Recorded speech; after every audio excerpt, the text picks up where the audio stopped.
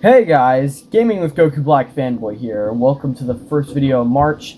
Today is March 1st. I don't know if the video will be uploaded on March 2nd because sometimes it takes too long to upload. So since my phone is kind of running low on storage, I might as well get to the video already. So today, here are top 15 best Xbox 360 games, in my opinion. First up on the list, number 1 is Asura's Wrath. I absolutely love this game. I remember wanting to get it back in 2019 because this game was backwards compatible. Well, unfortunately, I never ended up getting it. Until Christmas, I got a PS3 with Asura's Wrath alongside with Guitar Hero World Tour, Metallica, and Guitar Hero 3, and a Les Paul that unfortunately didn't last long. The orange button stopped working. This game actually had DLC. One of my favorite DLCs was Lost Episode 1 and 2 that featured Ryu and Akuma from Street Fighter. I actually wanted to get it back in 2019 just so I can play the DLC, because I was a Street Fighter fan back then. I'm actually glad this game is backwards compatible, so I absolutely recommend getting it. This game is such a hidden gem. Moving on. Next up on the list, number 2 on the list is Street Fighter 4. This game is actually one of my favorite Street Fighter games, alongside with Super Street Fighter 4 Arcade Edition, or Ultra Street Fighter 4, and Super Street Fighter 2 Turbo HD Remix, and of course, Street Fighter 3 Third Strike Online Edition. Street Fighter 4 got updated with new characters. Super Street Fighter 4 got updated with new characters such as Oni, Evil Ryu, Yun, and Yang.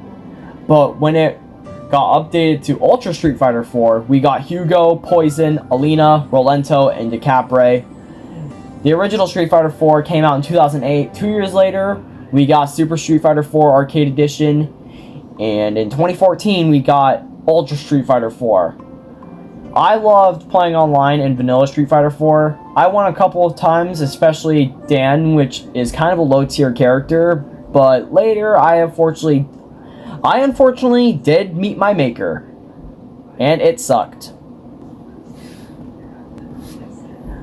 But I did win one match as my new favorite main, M. Bison. I actually won a few times. I actually did like spam like the Psycho Crusher that M. Bison does, and I actually won as him. Moving on. Next up, number 3 on the list is Mortal Kombat. Better known as Mortal Kombat 9 or Mortal Kombat 2011, but people are just calling it Mortal Kombat 9, so you can just call it Mortal Kombat 9. I just call it. I also call it Mortal Kombat 9. So I do have fun. I do have a fun time playing this. I grew up playing MK9 alongside with Marvel vs. Capcom and Street Fighter, and this is one of my favorite Mortal Kombat games last year. Last year in 2023, actually it's 2 years ago because it's 2025 now. MK1, better known as Mortal Kombat 1, came out, and I got back into Mortal Kombat. And I'm doing good as Smoke, which is my main, better known as my broken main, or broken partner, and actually learned a 10-hit combo as Smoke. So yeah, Mortal Kombat 9 is one of the best Mortal Kombat games. But if you guys are trying to play this game, even though it's backwards compatible, it's just gonna say not currently available, continue shopping. That's too bad. But you can get it in a physical copy, and you just put it in your modern Xbox, and you can play it. Moving on. Next up, number 4 on the list, Marvel Ultimate Alliance. I believe this came out after Spider-Man 3, the video game. Pretty dang cool that each character, like Spider-Man, has 4 costumes. And fun fact, if you have the gold edition, that's actually getting rarer nowadays, you actually get the DLC characters such as Venom, Cyclops, Hawkeye, Hulk, Nightcrawler, Doctor Doom, Magneto, Sabretooth. Doctor Doom is actually the main villain in this game. I actually kind of find it funny that Doctor Doom is the main villain and he's playable on the gold edition.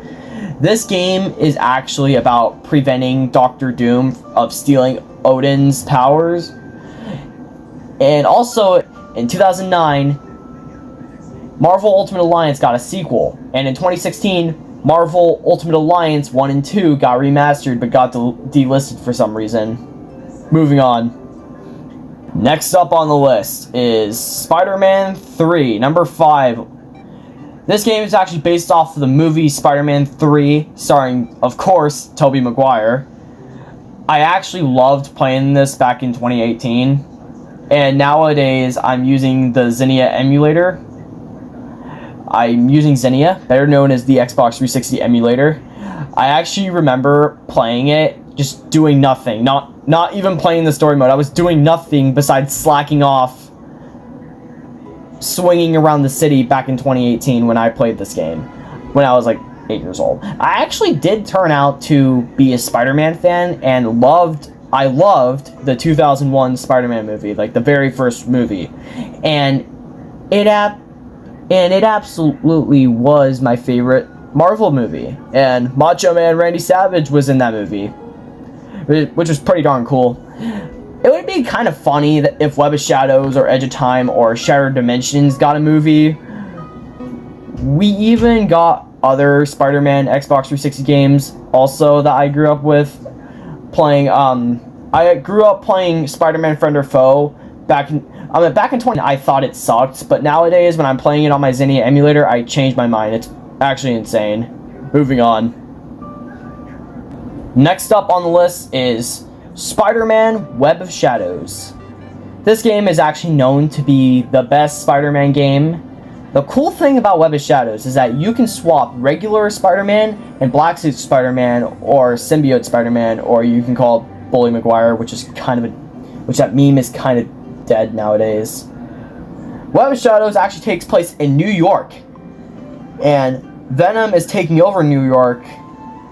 This game's fighting details is actually insane. Like, I can perform an 100-hit combo, and the game also starts with the iconic scene in the game and Spider-Man losing to Venom and splitting the symbiote in half, which makes the Black Suit Spider-Man.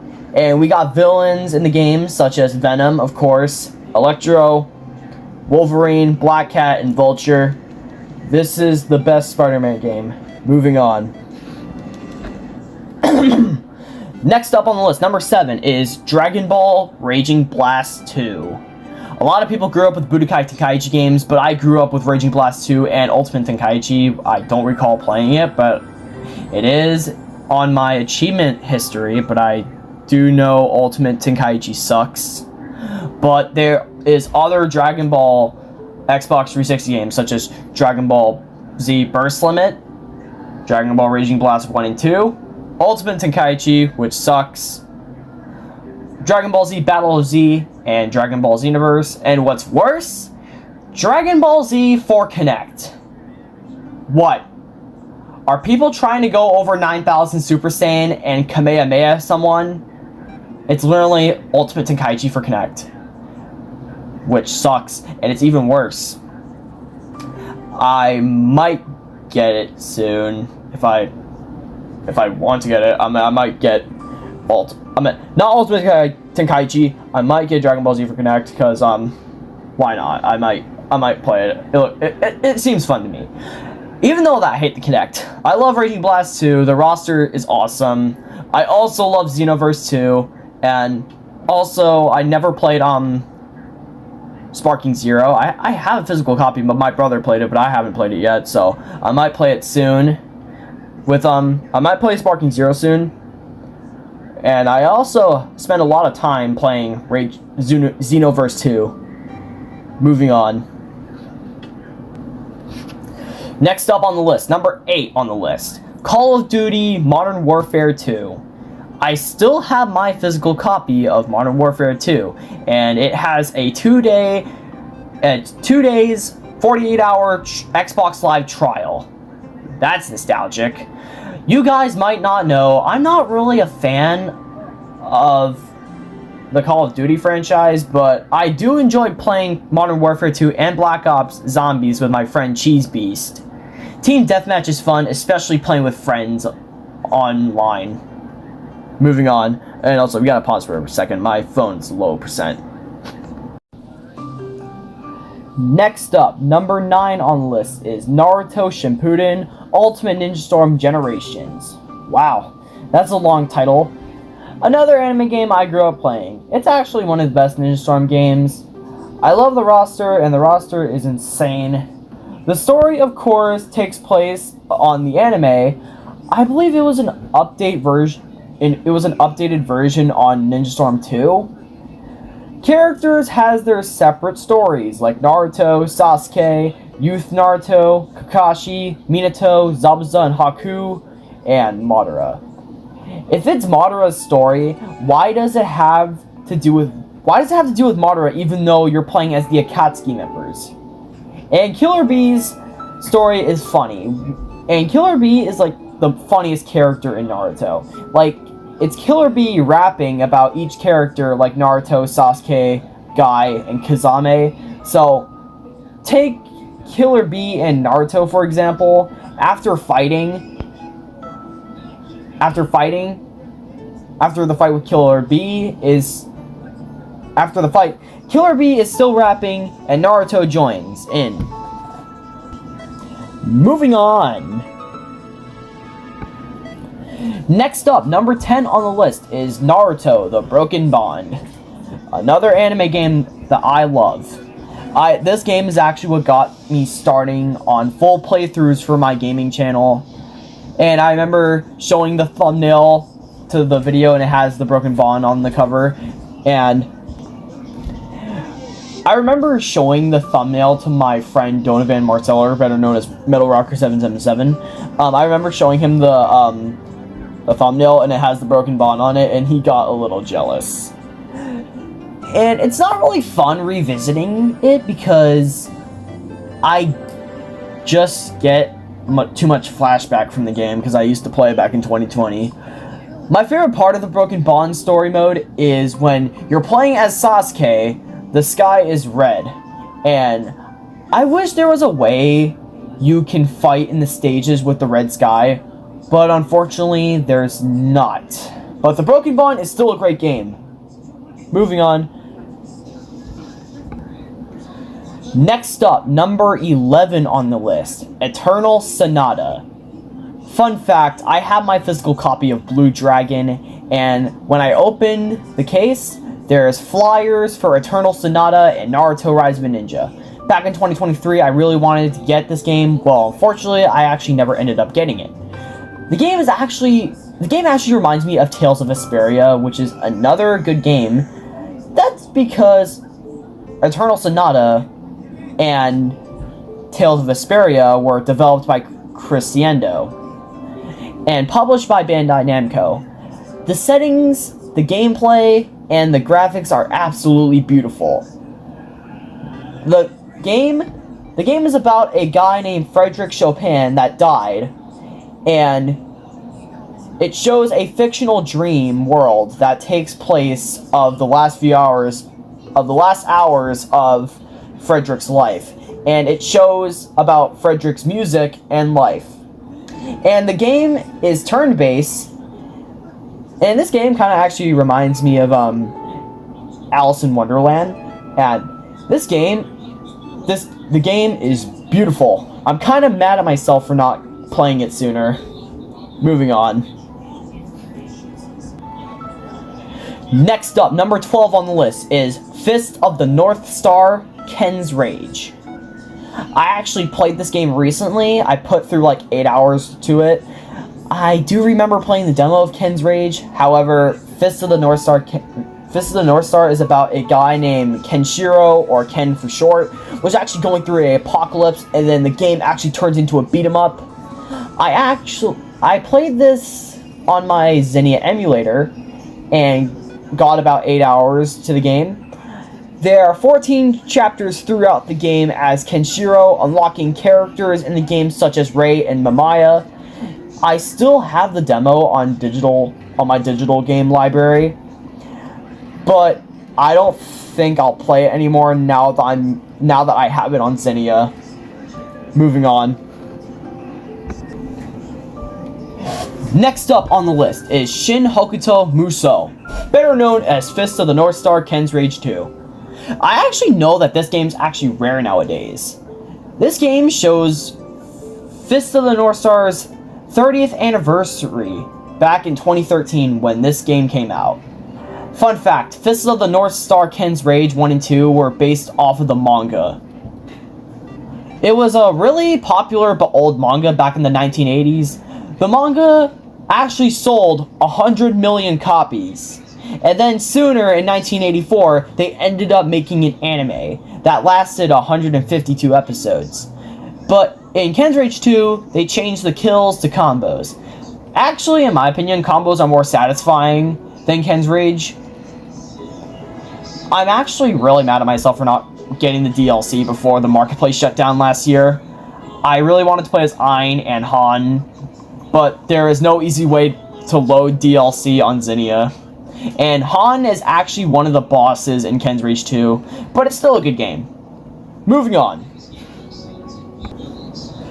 Next up, number 14 on the list is Ultimate Marvel vs. Capcom 3. This game is like the updated version of Marvel vs. Capcom 3 Fate of Two Worlds. Marvel vs. Capcom Infinite was underwhelmed, but there are rumors that Marvel vs. Capcom 4 might be coming out. But Marvel vs. Capcom 3 is my favorite Marvel games, alongside with Marvel vs. Capcom Origins and Marvel vs. Capcom 2 New Age of Heroes.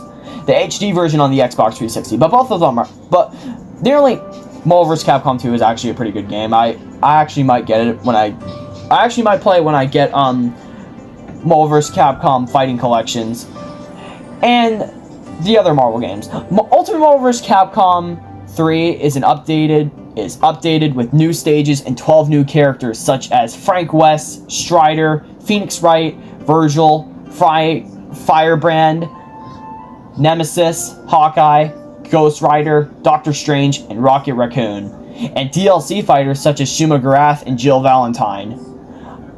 I'm honestly concerned that Ryu's Shinku Hadouken, his super in the game, looks like a Kamehameha. And the cool thing is, you can play as Galactus, who is the final boss in the game. I'm playing the remastered version because the original version of Ultimate Marvel vs. Capcom 3 is actually delisted. It got delisted back in December 2014 due to a license that Capcom lost with Marvel. Moving on. The final game on the list, number 15, Guitar Hero 3 Legends of Rock. This game is actually what got me into the Guitar Hero franchise. I began my Guitar Hero career on Christmas 2019. There were so many insane songs that got me into the rock music. I had it for the PS3 and the Xbox 360. I enjoy playing it on the Xbox 360 because I have a DLC song. I have the boss battle track, which has the Tom Morello guitar battle, the Slash guitar battle, and the Devil Went Down to Georgia, which is actually one of the hardest songs throughout the game. Same here with Through the Fire and Flames. This game is actually how I met my Xbox Live friend, who also follows me on TikTok, MetalRocker777, better known as Alex Heller on YouTube, and on Twitch, Donovan Marceller. I nearly have mostly all of them. I nearly have mostly all of the Guitar Hero games. All I'm just missing is World Tour and Band Hero. I used to have those two for the PS3, but I'm an Xbox player nowadays. Well, folks, that's all for today's video. Thank you guys for watching. Comment, like, and subscribe for more videos. Subscribe to Goku Black Fanboy, Gaming with Goku Black Fanboy, and Grimjoe Fanboy. Feel free if you want to subscribe to my two dead accounts. But feel free subscribing to Gaming with Goku Black Fanboy.